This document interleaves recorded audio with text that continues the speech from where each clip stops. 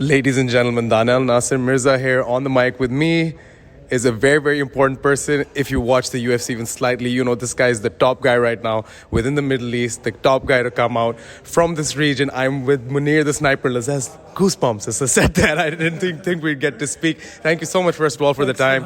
The first most important question I have to ask you is, how are you feeling and how are you doing, sir? Feeling good, feeling amazing, yeah. Getting ready for some news for my upcoming fight, yeah. I mean, the time you've had in the UFC, your debut especially, when you first came in against Abdur Razak, I mean, one of the guys who's been around UFC for so long, and nobody really, a lot of people out there watching didn't really know what was coming. And then the performance you put on is one of those debut performances that I look back at and I'm like, that's one of the best first impressions someone's made, in my opinion. What are you looking for the next time you get into the cage? Let's come back and talk about the debut. It was just opportunities come in my hand, and I grab it with the both hands because all of us, we have that goal. And when you meet your goal, you know, you don't want to let it sleep. So it just dream come true, and we get the fight of the night as well, some extra bonus. So yeah, it's feel good. And from now we're gonna take it. I come back, I adjust in my team, you know, some couple of adjustment. You know, I brought some extra sparring partner, quality one. You know, I work now more closely with my team. This is the biggest achievement in the moment. Like I feel like I'm so close with my team. I have proper wrestling coach and the jiu-jitsu ground and many people like joining the team, new one. So it cannot get better. So this is the moment I feel good, and we are ready to roll to the next one. I'm hoping to get some good news a couple of next week, and it will be confirmed soon. That's incredible. And you were just talking to Team Pakistan right now inside the cage. I mean, you very inspirational words. I'm not a fighter myself, but I couldn't leave that conversation because it's so gripping.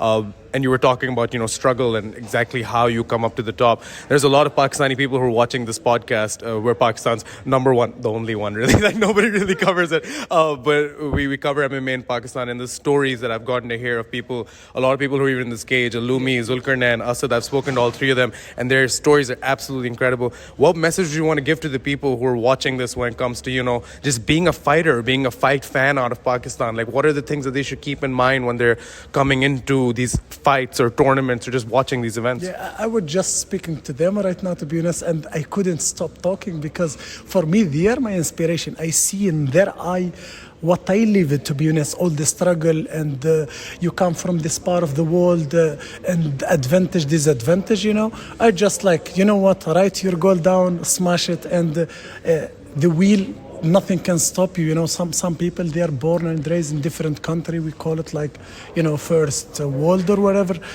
You know, as a Tunisia and Pakistan, they are similar. We born like not even like with any advantage. It's all disadvantage from society, from the culture, from everything about this combat sport. You know, so I just keep in mind, you know, you don't need everybody approval. Just as long as you can see this, you know, and believe it, and just go for it. And the people who they love you and they will support you, they will be always there. Don't listen too much the negativity and try to stick in your goal. This is the main thing. Nobody say it's easy or it's gonna be like very smooth road. It's gonna be full of bomb, you know, and just enjoy the ride, you know. Yeah.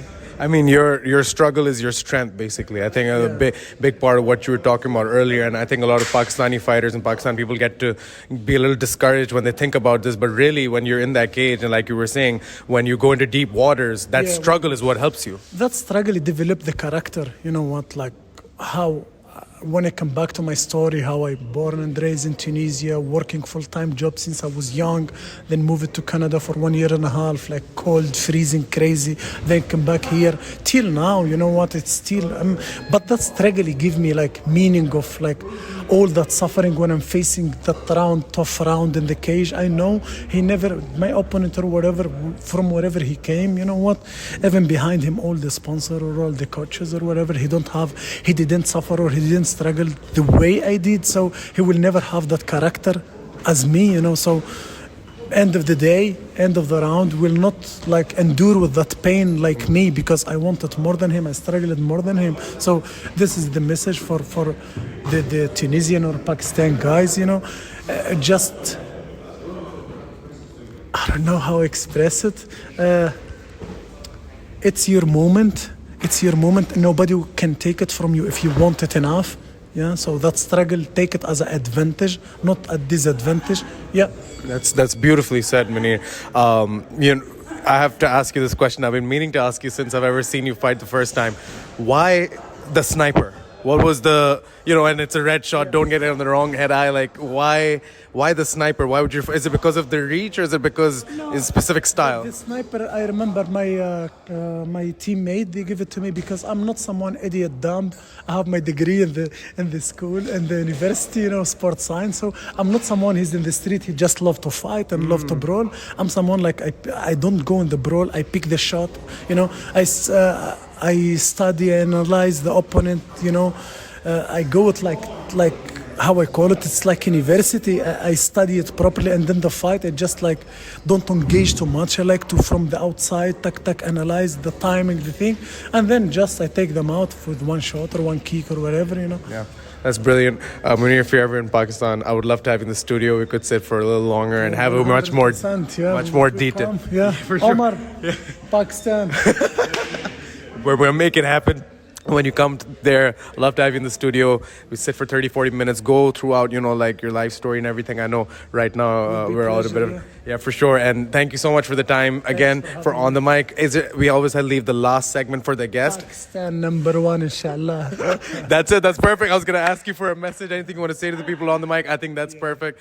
Ladies and gentlemen, Daniyal Nasir Mirza, Mounir the Sniper Lazzez, unreal. And from me to you, the 3 words I always say, keep it tight. Stay tuned. We got more coming. Thank you so much, brother. That was awesome.